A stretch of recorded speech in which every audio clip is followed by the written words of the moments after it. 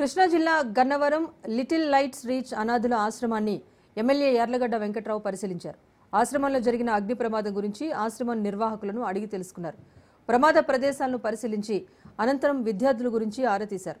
అలాగే వైసీపీ అధినేత జగన్ పైన విమర్శలు చేశారు యార్లగడ్డ.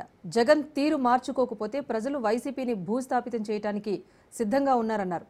గతంలో వంశీని మట్టికాసురుడు, బకాసురుడు, రౌడీ అని విమర్శించిన జగన్ ఇప్పుడు మహాత్ముడిలా చూస్తున్నారా అంటూ ప్రశ్నించారు.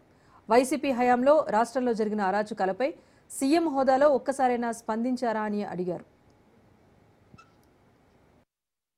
ఎన్ని చూసినా పోనీ మీ ప్రభుత్వ హయాంలో నేను పార్టీ మారిన రోజున చాలామంది వైసీపీ శ్రేణులు పార్టీ మారింది. నేను కార్యకర్తల మీటింగ్ పెడితే దాదాపు 17,000 మంది వచ్చారు.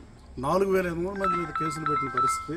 కార్యకర్తలను గాలి కుదరవద్దు జగన్మోహన్ రెడ్డి గారు, నేను కలిసి పనిచేయను, నేను గన్నవరం నేను మీరు చెప్పిన కండిషన్ నేను వెళ్ళలేనని చెప్పినప్పుడు కార్యకర్తలు మాత్రం గాలి కుదరవద్దు జగన్మోహన్ రెడ్డి గారు. నేను జగన్మోహన్ రెడ్డి గారిని అడిగిన మాట వాస్తవం కాదు, జగన్మోహన్ రెడ్డి గారు చెప్పాలి. అది జిల్లా మంత్రులు చూస్తారని ఆయన చెప్పాడో చెప్పలేదు. అలాగే గత ఎన్నికలకు ముందు నాతో పాటు పార్టీ మారి మీరు తీసుకున్నప్పుడు చంద్రబాబు నాయుడు గారు ప్రతిపక్ష హోదా తీసేద్దామని నేను కారణంతో తీసుకున్నానని నాకు మీరు చెప్పిన మాట వాస్తవం కాదు.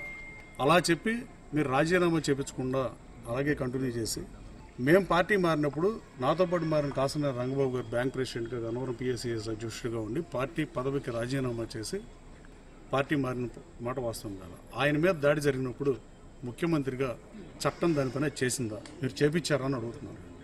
హాస్పిటల్లో 2 కాళ్ళు ఎరిగి హాస్పిటల్లో ఉంటే మీకు ఇంటెలిజెన్స్ బ్రీఫ్ ఇవ్వలేదా అని అడుగుతున్నాం ముఖ్యమంత్రి గారు నెక్స్ట్ డే మార్నింగ్. అలాగే తిప్పనగుండం చెందిన మాధవ శ్రీనివాస్ గారిది గోడౌన్ పడగొట్టినప్పుడు ప్రభుత్వం ఏం చేసింది?